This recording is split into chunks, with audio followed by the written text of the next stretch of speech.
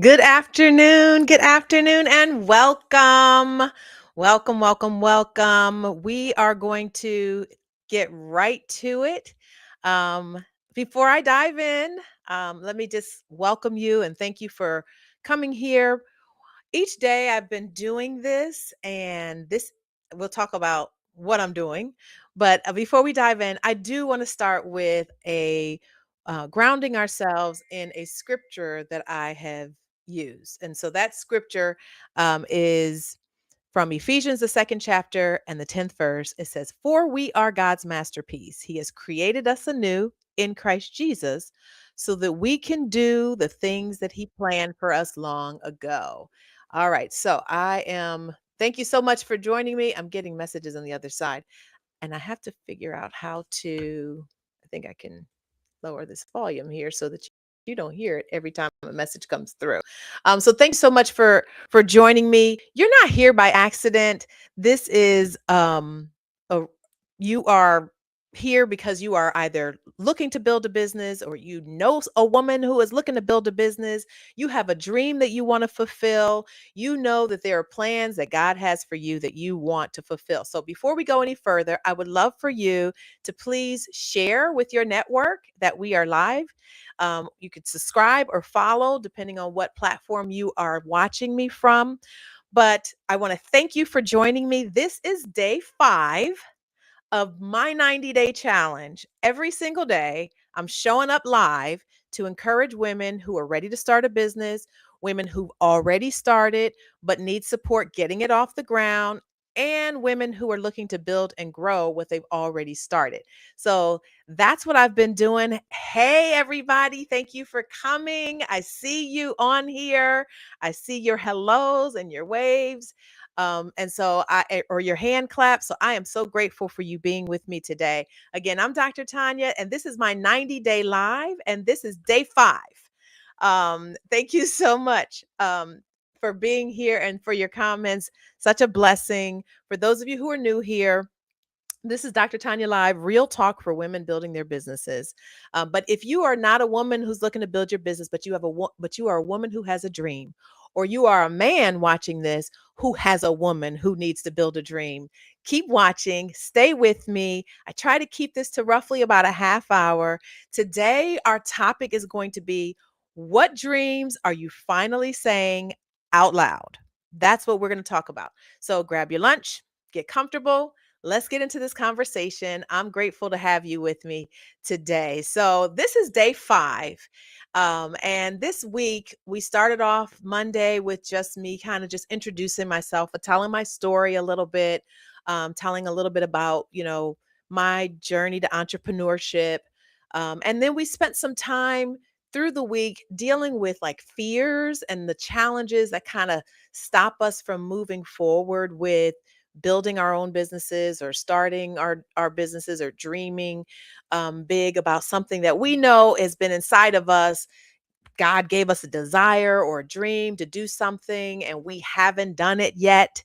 And so today, I really want to dive into those dreams. So some of you are on Instagram, and hi to all of you that are on Instagram. And some of you are watching from other platforms. So hi to those of you who are watching from other platforms. And I do have an ability to see the messages of everybody either on Instagram or on other platforms. And so I'd love to hear from you today. I'd love you to tell me, what are your biggest dreams? Like, what is it that you have been dreaming about? Um, Say it out loud. So I have this whole thing today, this topic around saying it out loud, because sometimes when we speak things, like yesterday, I was talking about the importance of what comes out of our mouth. My grandmother used to say when I was a child, words are things. Be careful what you say. But if you're saying the things and declaring the things that you really want to see happen, then that's not something you have to be careful about. Obviously, you may have to be careful about who you share it with, because not everybody you can trust. But what is it that you have inside your heart that you know you're supposed to be doing? Maybe you've started it. a little bit. Maybe you've written some things down. Maybe you've had some ideas about them. Maybe you haven't even thought about them in a long time. It's funny because last year, probably in the spring of last year, I was sitting down with one of my mentees, and this particular mentee is a young man. And, he always comes, with his notebook, like, ready to write and jot down notes of whatever it is that he is going to glean in the time that we're sharing. And this was no different. But what I found at some point, the tables ended up flipping in that session. And he asked me a question, like just grateful for how I have poured into him and how I've, supported him in building his businesses. And he asked the question, like, what is your wildest dream? And it was funny because, while I don't have any problems dreaming or even sharing my dreams, I hadn't thought about it. I hadn't thought about it in a long time. And so when he asked that question of me, it really gave me pause. And I really had to think about, like, what is my wildest dream? And I realized it had been some years that I had actually thought about my wildest dream. And I think it was because somewhere along the line, I had placed myself in a box, and that box had a lid on it. I don't really know exactly when that happened, but somewhere along the way, going along, living my best life, but not necessarily dreaming about whatever wasn't already in my life. I wasn't thinking so much beyond that. And it really did make me have to like think about, like, if I really were to like have it all, like whatever the biggest possible dream I could think of, what would that really be? And I wonder if you can answer that same question for yourself. Like, what is that big dream? So, as a kid, you might say, oh, when I get older, I dream of blank. When I was a kid, I used to dream of being a teacher. I want to be a teacher. Okay, so one day I became that teacher, and then when I was a teacher, it's like, oh, I would love to be a principal. One day I became that principal. And then it was like, oh, I would love to be an entrepreneur. So I started a business, another business, because if you go back and listen to my sessions earlier this week, you'll know that the business that I run and operate today is not my first business. I've been in business I've started businesses since the age of 26 was when I started my first business. And so that's over 30 years, or 30, yeah. Yeah, a little bit over 30 years. So I've been like, on and off doing different types of business. But the business that I have sustained in since 2011 and run with my business partner, Dr. Erica, that was part of a dream to become an entrepreneur. And so I did that. I dreamt of writing a book. I wrote I've written a few books at this point. My first book was a book for children, a children's chapter book. And then I wrote the book that I have back here, Fight to Make It Happen. Dr. Erica and I have written. I've written a book together. I'm going to share an ebook that I've written that I'll tell you more about next week. But and I've got other books that I've started to write. And so that dream has been fulfilled. The dream of being a speaker. So I do that. I've done it in different ways, more in the training type of realm. And so that has been something. And that was me really getting over a fear of public speaking, dreaming of getting my doctorate. I got that. So at some point, by the time I'm sitting down with this mentee and he's asking me this question, I can't answer it. And it's not because I don't have a dream. It's because I hadn't thought about the dream in so long. And I wonder about you. Like, what is your biggest, wildest dream? And are you thinking about what it could be and even how you could pursue? Because maybe you have a dream that you've already pursued, but what's the dream beyond that? Like, are you at the pinnacle? Are you exactly where you're supposed to be? Is there nowhere else you're supposed to go in life? Is there nothing else that you are supposed to achieve in this world? Are there no other desires that you have in your heart that God's placed there maybe long ago when you were really young and you've never actually, fulfilled it? what has gotten in the way of you being able to actually like stop and dream about what that big thing would be? So it caused me to really have to do some reflecting. And so I'm asking you the same question. And you can certainly share if you're comfortable, share in the chat. I'd love to just kind of hear it or whatever, and even, walk alongside you. Those of you who are just joining me, I just want to thank you for joining me. I am Dr. Tonya, and I am on day 5 of a challenge that I have given myself to go live for 90 days. And so this is day 5. So there are 85 more days left to go, and maybe there'll be more beyond that. I will tell you, this was not a dream of mine to do this. I was not dreaming about doing this. It was something that we talked about, my team talked about me doing this for like several months, all the way sometime back in 2025. And when the time came that I could do it, I didn't do it because I was sitting on some fears. Even as far as last Friday, 1 week ago today, I was pouring my heart out to my team, just being very vulnerable and transparent about how uncomfortable I was to be able to sit in front of an audience every single day, not even knowing if I would have an audience. And so I took a step of faith and I did it. Again, it hasn't been my dream, but I believe it is a stepping stone to what part of my dream is beyond this place. And so sometimes as we go through life, there are experiences that we have that really will lead us to the bigger thing or to the next thing that leads us to the bigger thing. And so when you're thinking about like what your dreams are and how you get to those dreams, I encourage you to take the lid off. And by taking the lid off, what I basically mean is don't limit yourself. Do not have a limit on anything. Like if I were to ask you if you knew that you could do and fulfill the thing that is your biggest, wildest dream, the dream that God laid on your heart maybe years and years and years ago, possibly. If you could fulfill that, if you knew that you could not fail at fulfilling that, what would you do? What would that be? What steps would you take? Who would you get on your team? Who would support you? Who would help you to be able to fulfill and bring that dream into reality? Because sometimes we'll have a dream and we don't believe, and belief is a whole nother piece. And we're going to talk about that too. Like a lot of times we'll have a dream to do something, but we don't really in our hearts believe that we can do it. Yesterday, I was sharing how when I was a kid, my grandfather would get upset with us if we ever said the words, I can't. We weren't allowed to say, I can't as kids. And he understood the power of those two little words. He understood that the moment we said those two words, I can't, that was the moment that our brain shut down and said, you can't, you really won't, and you won't be able to do that.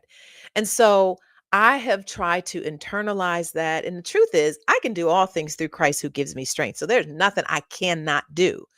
Sometimes I might not know how to do it. Sometimes you might not know what steps you have to take to do it. That's where people like me might come along to support you on your journey, or somebody else could support you on your journey. But the truth is, we all have dreams, even if they're dreams deferred. It made me think about when I was a kid, growing up. How many of you have had this experience?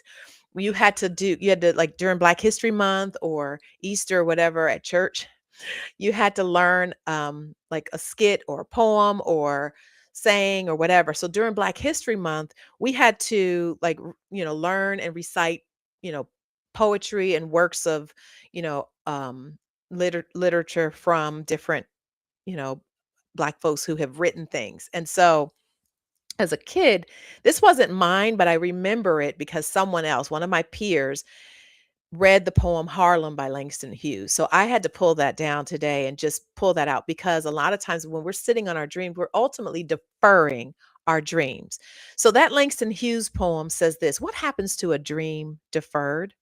Does it dry up like a raisin in the sun, or fester like a sore and then run? Does it stink like rotten meat, or crust and sugar over like a syrupy sweet? Maybe it just sags like a heavy load, or does it explode? When I pulled that out again, I remembered like the beginning of this poem, but when you think about what happens to dreams deferred, it really, if we don't act on those dreams, it could fester like a sore. It could stink like rotten meat. Like, you know what rotten meat smells like. It's disgusting. I mean, just earlier this week, I was opening my fridge and I'm like, what is that? It was fish that had gone bad. And it was like, ugh, it was disgusting. Like, and then I had to take it out and wrap it up and all that. But is that what's happening to your dreams? Do you have dreams that you have deferred, that you have sat on, that you haven't taken steps to make happen because of some reason or another? Like, what are the dreams that you have that you need to fulfill? Here's this question. If money were no object, meaning you had all the money in the world to fulfill your dream, what would that be? What would you do? What would you do to fulfill your dream? What would you do to ensure that your dream is not deferred? So when I think back on my dreams as a child, that first dream of becoming a teacher was really so that I can do what a teacher had done for me. So I haven't told you this story, but I had this amazing first grade teacher, and I have to go back to first grade because she left such an impact on me that it actually influenced my own life and my own dreams. So around the time that I was in first grade, before that time, shortly before that time, my parents had divorced. And, my life had changed as, it would for any child who experiences divorce. And I had gone to first grade. And what I didn't know then, but I know now, is I lived in Illinois at the time. And it was during a season where they were diversifying the teacher workforce and trying to ensure that there were more teachers that represented the students that came to the school. And so, I went to this school and I happened to have in kindergarten and in first grade Black teachers. That was amazing, and it was also indicative of the efforts that that school district was making. And so having had this one particular teacher, Mrs. Betty Clark is her name, and I found her as an adult to even thank her. This teacher took me under her wing. She treated me like I was one of her own children. She even invited me to go home with her, and eventually I was given permission to go to her home for dinner. And I had dinner with her. I had dinner with her daughter, who was around my age, and she had a niece that was also around my age. And I never forgot that we had hot dogs, pork and beans. That's what we had. We had pork and beans and hot dogs. We had white cake. We had Kool-Aid. I mean, it was like the typical 1970 something, um, you know, meal that we had in the in our homes, right? And then we played dolls and we just had a good time. And I just loved Mrs. Clark. And when she went out on some kind of sick leave, she gave me the responsibility of like helping and working with the substitute teacher. Like, she really was a powerful influence in my life. When I found her as an adult to just thank her for the influence that she had, she said to me, she said she remembered me, first of all, which was crazy because that for me at this point is now 50 years, but it wasn't quite 50 years when I found her and talked to her. I found her twice in my adult life. And when I found her, she said, "Yeah, I absolutely remember you, Tanya." She said, "I don't remember your story, but I remember I had to hold you close." That's right. That Kool-Aid, it was red Kool-Aid too. It was red. Um, and she's like, "I remembered I had to hold you close." And so I'm talking to her on the phone and I just start crying, because I knew what had gone on in my life, right? And that this teacher saw me and, just like took me under her wing and cared for me like I was one of her children, but yet saw me and saw like the leader in me and gave me responsibilities to build me up. She was the reason why I wanted to be a teacher, why that became my childhood dream, because she had made a difference for me. She had positively influenced me in a way. And so that then, in turn, fueled my dream of wanting to do for others what she had done for me. So I want to go back to why I asked you about your own wildest dreams, because your dreams are likely not just for you. My dream of being a teacher wasn't just for me. It wasn't just so that I can do something that I enjoy doing. It was because I wanted to do something that was going to make a difference, like that teacher had made for me. Like she made a powerful difference in my life. She made me feel seen, significant, loved, all the things that people crave in life and that we need. She did that for me while also teaching me how to read and write, while also seeing me as a leader, while cultivating that. As a 6-year-old child, like that influence was so powerful that here I am, literally 50 years later, remembering and talking about it. And so when I ask you to think about what your dreams are, maybe there's something like a story like I just shared that's tied to that dream. And maybe there's something that you're supposed to be doing with that dream that you haven't done. And it could be that you have fulfilled one dream and there's now a new dream. And the dreams are often tied to our purpose. So my purpose really is to make a difference in the lives of people. It's to encourage people. It's to lift people up. And I have done that. And I could see almost like a thread through my life where I have done that in one form or another, whether it's in music ministry because I'm a singer, whether it's in marriage ministry because that's something that I have worked for many years, whether it's in education, working with teachers or inspiring students, whether it's with women who are looking to build their own dreams. All of that is all about me making a difference in the lives of others, because the truth is, when God puts purpose inside of us, it is not just for us. It is for us to be a blessing to somebody else.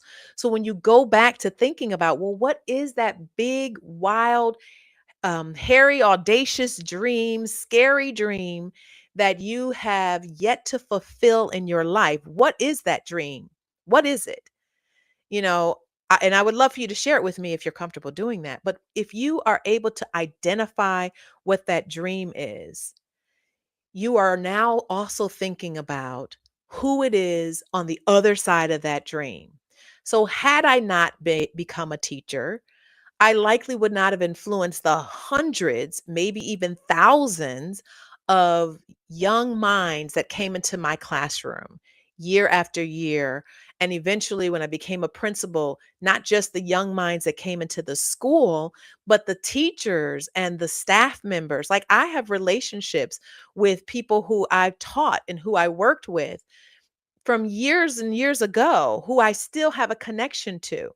Because when we have a dream that we are fulfilling, it is not just about us, it is also about who we're going to influence, whose lives we're going to change, whose, world are we going to make a difference in? Like, what is it that you're supposed to be doing beyond you? What else are you supposed to be achieving and attaining in your life? And when I think about that Langston Hughes poem, what happened to a dream deferred. And then I think about where people talk about, when you die, there's always like there's the year that you're born and there's the year that you die, and then there's the dash in between. And when you think about that dash in between, I've heard that so many people are in graveyards with dreams deferred. They die never even taking a step to fulfill the dreams that God has put inside of them. And I would hate for that to be any one of you who's watching this. What are the dreams that you have inside you that you're supposed to be walking in? You're supposed to be taking steps in. And what is it that might be holding you back? So earlier this week, we talked a little bit about fear. Fear often is the thing that holds us back from doing what we are supposed to be doing. Sometimes it's money.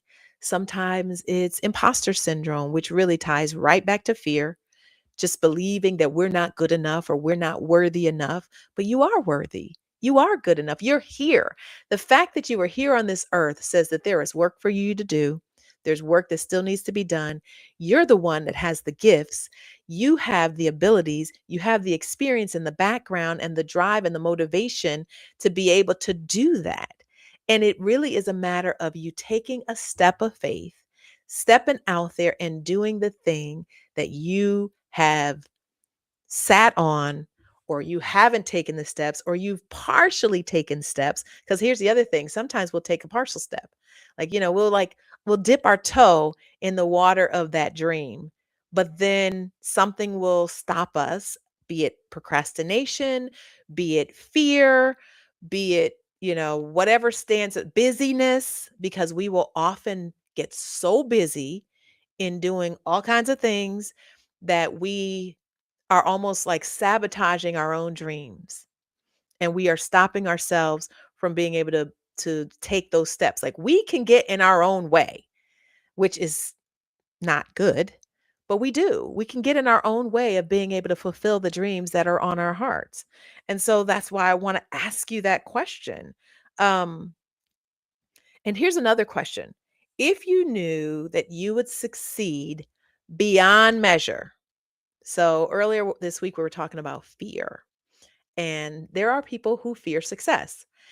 And I, in the past, had some fears around success, because I was like, well, what if this blows up and I have so many clients, so many customers, I have no idea how to, you know, really it was just fear, because I wasn't prepared for if it blows up.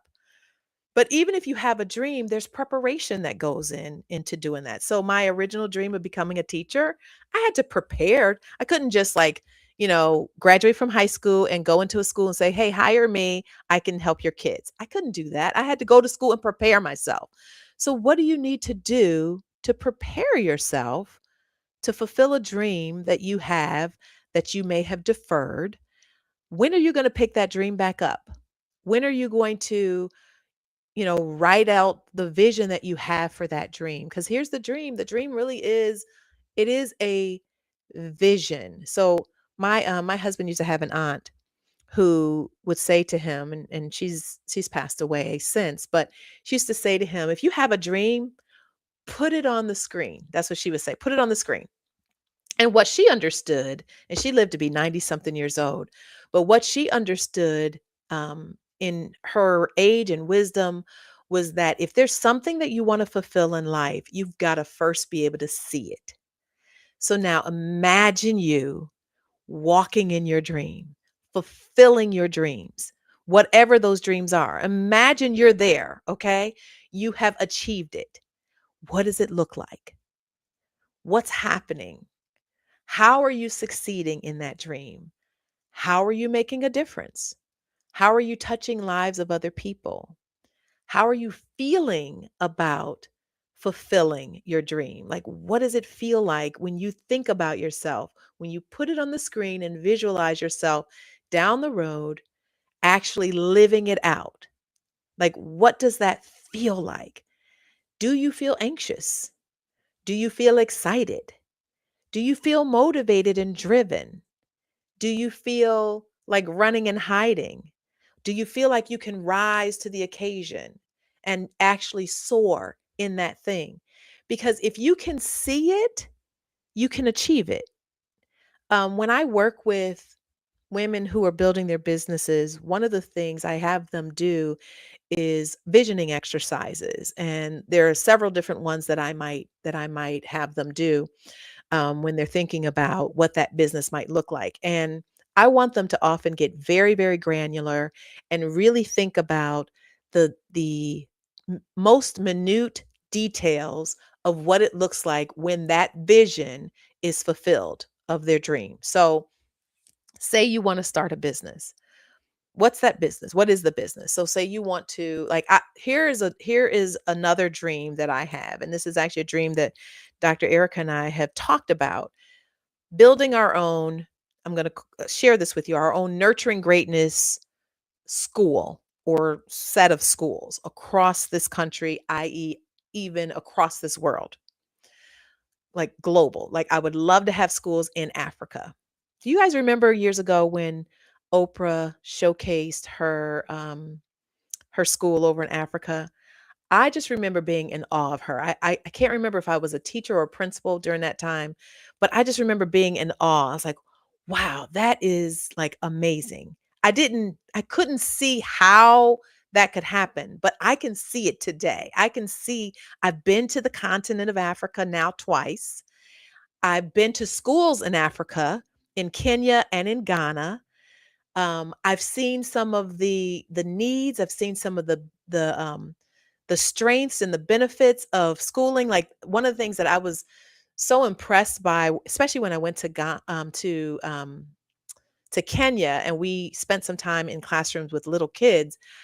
I remember what those little kids were capable of, and they what they were doing far exceeded what I saw a lot of small children in America doing. And they were in what they call the slums of Nairobi or Kenya, and literally it was like abject poverty. They were living in abject poverty.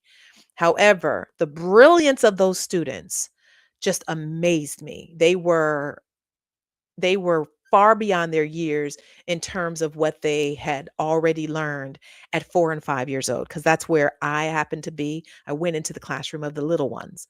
And other people went into classrooms, other people who were on the trip with us went into classrooms with older kids, but I wanted to see what the little ones were learning. And they didn't have nearly what we have in terms of, materials and space in the school or the classroom or whatever, yet these kids were brilliant. But I believe that about our kids here in America, but I also believe that we don't always create the environment for their brilliance to rise.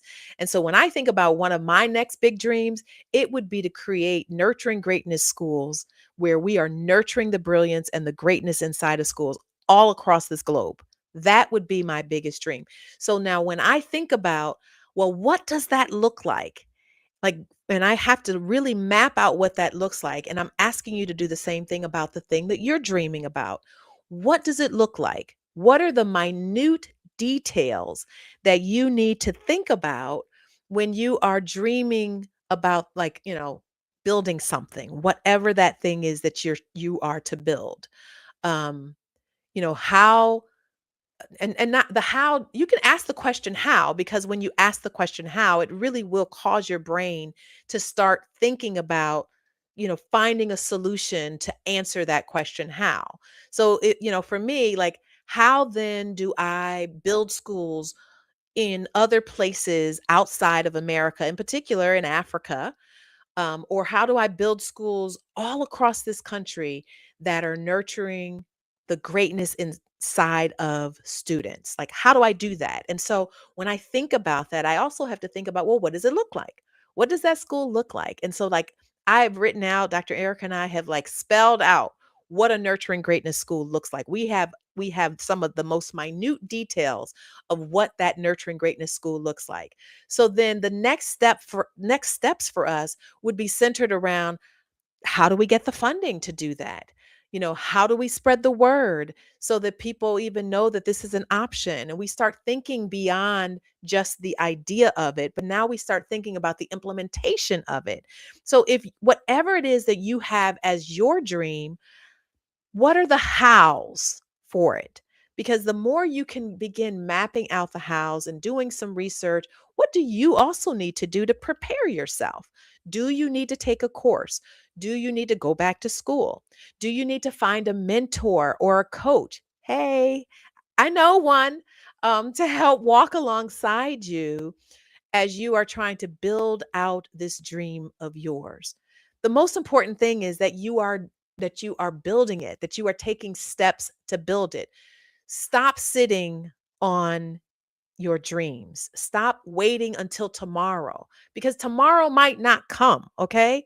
Tomorrow's not promised to any of us. You could walk outside your door because of this 100 plus degree heat that we have in the Northeast right now. You could walk out, faint, bust your head, and be gone. God forbid. I don't want anything like that to happen to anybody.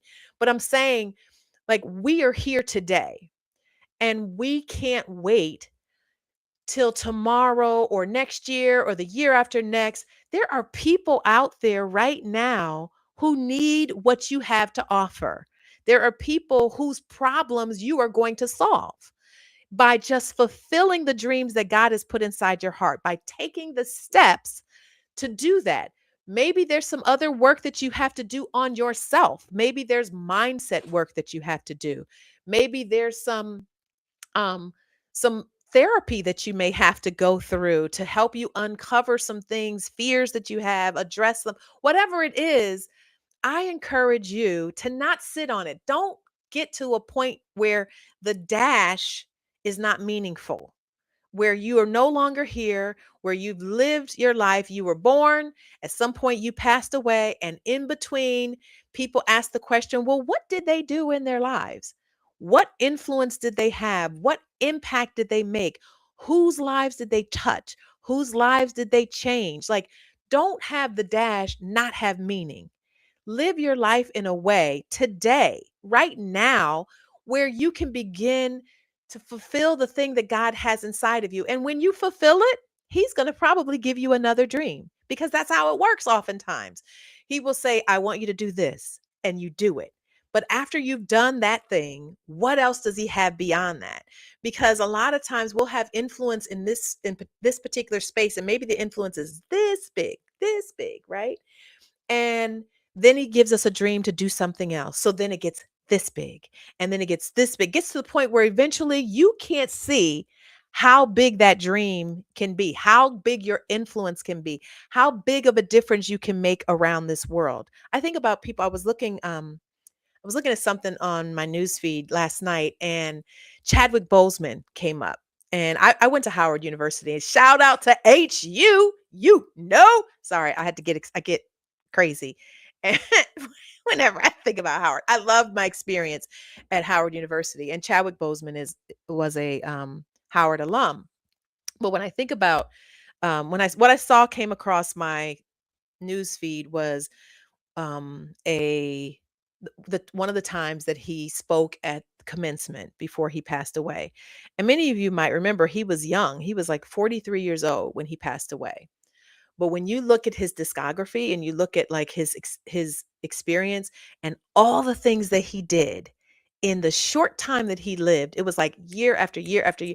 Every year he was doing something big and something bigger and something, to the point that he had a movie coming out after he passed away. And it was like he didn't sit on the gifts that he had. He did, because here's the thing, the gifts that we have fuel our dreams. We all have gifts. We all have gifts. God gives every one of us gifts. Those gifts help us fulfill the assignment and the purpose that we are to fulfill in our lives. And when we fulfill that purpose, um, we are now doing what it is that we are supposed to be doing in our lives. And it gives us meaning. It gives us purpose. I just recently saw something that was saying that even the way that our brains um, operate, and when we pass away, they can actually look at your brain, and it's weird. It was something about like they can tell whether or not like a person died with purpose and fulfilled purpose. I'm not really sure how they can see that, or maybe it's cellular, maybe something cellular. I don't remember specifically, and I should have paid closer attention. But ultimately, don't let your dream be deferred. That's really what I want to leave you with today. Say it out loud. Say it to the people that you know are going to support you, and then make it happen. Make it happen. That's what I want to encourage you to do. So it is a holiday. We're going into a holiday weekend. I don't know what your plans are, but I do hope that you are thinking about your own dreams and how you can fulfill those dreams. But for today, that's all I'm going to share with you today. But if you join me on Monday, we're going to talk about the cost of delay, what playing small is actually costing you. So, as I'm doing this, remember I told you this is 5 day. I'm in day 5 of a 90-day challenge that I've challenged myself with, going live for 90 days in a row. And Monday will mean that we are doing Monday is will be there's 85 more days left. So Day 6 is Monday. So join me Monday. Thank you for spending this lunch hour with me today. I went a little bit over, but I really don't take it lightly. Many of you are off today because it's the day before the holiday. It doesn't matter. I'm just grateful that you took time to be with me. If this conversation resonated with you, I would love to hear from you. Send me a message, inbox me, shoot me an email. My email, if you're not on Instagram and you're on the other streams, you'll see that my email is going across the bottom. But you can go to my website, tanyabreland.com, and that's Breland spelled Breland, and Tanya with an O, Tonya. You can email me, Tanya at tanyabreland.com. I read all of my emails. But reach out to me. I would love to hear from you. I would love to hear about your dreams. I would love to support you as you are working through building your dreams, especially if you're looking to build a business. God bless you. Have a great rest of the day, rest of the weekend, and I hope to see you Monday at noon.